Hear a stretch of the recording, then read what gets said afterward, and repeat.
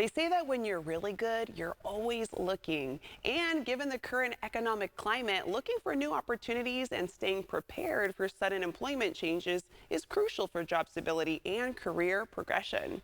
Here to tell us how to stay on top of job searches without spending too much on the process, we have certified financial planner and author of Investing is Your Superpower. Let's welcome Shanabu Hindert. Hello, Shanabu. Thanks for joining us. Thanks for having me. Yes. So can you start by telling us some of the free job search engines that are out there that people should take advantage of?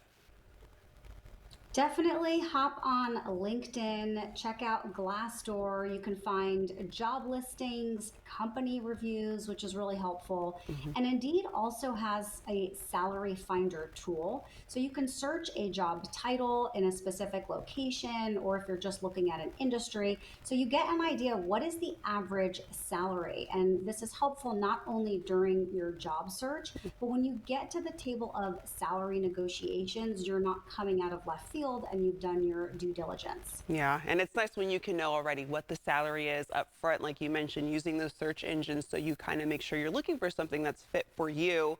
What do we need to do to make our resumes effective? Because as you know, when employers are hiring, there's tons of resumes that they're going through. So how can we really make ours stand out? It can feel daunting, and a lot of employers feel the same way too. So they use what's called applicant tracking systems. It's a software application that they use to manage the recruitment process. You want to appeal to that. So you're looking for relevant keywords that's tailored to each job application so you can get noticed. And when you think about it, we just kind of simplify it. You want to have a simple layout, standard fonts, consistent headings, and optimize it for readability. So bullet points, standardized sections, and that software will pick up on that and put you hopefully to the top of the line of applicants they're looking at. Oh, what are your thoughts on cover letters? Because there's always sometimes the option, oh, you can add one if you want to or not. What do you say? Should we do it?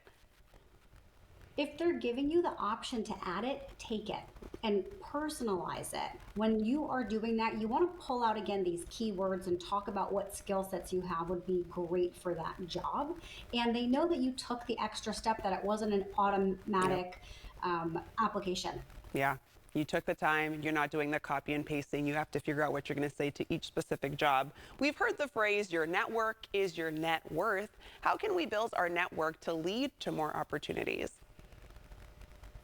Get out of your comfort zone, get overly involved. If you feel like it's too much, just go for it anyway. There are virtual job fairs, there's webinars you can attend, and get really involved in industry events to connect Yeah. with potential employers and really expand that professional network. Depending on where you are in your career, the more advanced you become, it can be a longer lead time to get a job. And a lot of times, jobs are made when someone's saying, hey, you know what? I know you used to work at this company. I think you'd be a great fit for that. That doesn't necessarily happen by just clicking buttons online. So Hmm. get on LinkedIn groups, join online forums, and look at what job opportunities are available. Yeah, and when you're also doing this, like you mentioned, networking, it's so important. You're able to make those in-person connections, or if you're doing it online, it's still those face-to-face connections, another way to make you stand out. Is there a low or no-cost way to build our skills if we're trying to find ways we can continuously advance our skill sets? Yeah, I would check out platforms like Coursera, edX, Khan Academy. You can get certifications free of charge as enhance your skill sets. And especially if you've been out of the workforce for a little bit and you just want to get more well versed on the current technology. And there's also a lot of libraries, community centers that offer free workshops and trainings. So be resourceful. Don't be afraid to just put yourself out there and just start adding things to your Yeah, resume. Again, you could meet somebody yeah. who's also in an industry that could hook you up with a job. Yeah, it sounds like you just always got to stay up to date. What's an insider tip for finding jobs outside those big search engines? Go directly to the companies. Each company is going to have resources on their site that's dedicated to people submitting their resumes. So go directly to those websites and then create a profile. You'll also can sign up for job notifications if things come up and try to see if you can build a relationship with the HR, kind of point of contact for that company. And tell our viewers more about your book, Investing in Your Superpower, and how they could be using this as their job searching as well.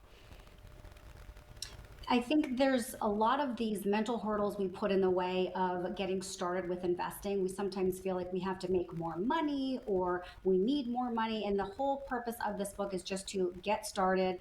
I break it down into simple steps and examples throughout the book. So you don't have to kind of bite a chunk off right away. Baby steps, Yeah. and then you build habits with that. So Yes. just get started. I like that it's baby steps. And like you said, our minds are running a million miles an hour. So the fact that you have something that can just help us get started eases some of that. Thank you so much for joining us today. To our viewers, you can find out more by going to empoweredplanning.com.